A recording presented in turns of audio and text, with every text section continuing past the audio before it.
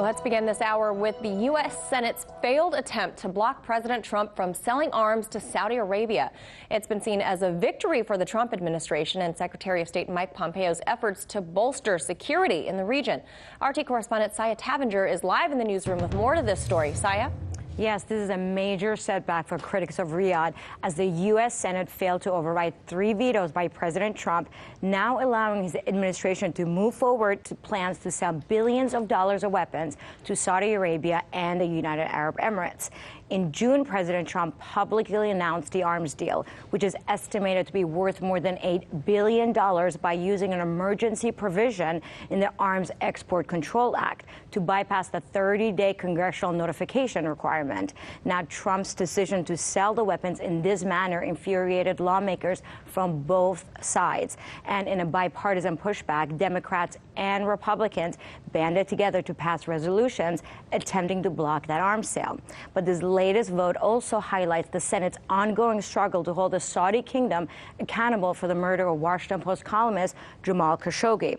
Also, some members of Congress said they feared the weapons could be used on civilians in the ongoing Yemen conflict, especially since the Saudi-led military coalition fighting in Yemen have been blacklisted for a 3rd year in a row by the United Nations over the killing and wounding of thousands of civilians, mainly children.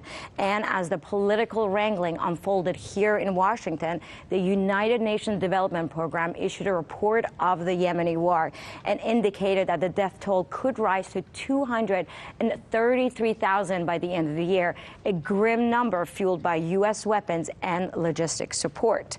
Now, the U.S. is by far the biggest supplier of arms to both Saudi Arabia and the United Arab Emirates. This also demonstrates that despite bipartisan concern over the United States' relationship with Saudi Arabia, the majority of Senate Republicans view the kingdom as a counterbalance to Iran's influence in the Middle East. Also, the Trump administration argued the emergency declaration was justified based on what it described as heightened threats from Iran. Now, Iran, on the other hand, has argued that if the Trump administration wants to negotiate on Iran's ballistic missile program, that the U.S. should first stop selling weapons to Gulf allies in the Middle East. In fact, in 2018, Iran spent $16 billion on their military, a country with a population of 82 million people. Now, the UAE, on the other hand, with a population of just 1 million, spent $22 billion. Now, Saudi Arabia, with less than half of Iran's population, spent $67 billion. Now, the majority of the arms sales come from the U.S. The Trump administration has also approved 7 applications for U.S. companies to sell nuclear power technology and assistance to Saudi Arabia.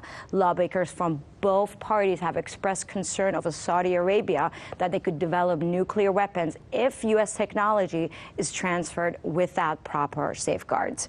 Reporting live from the newsroom, Sayeh Tavangar, RT.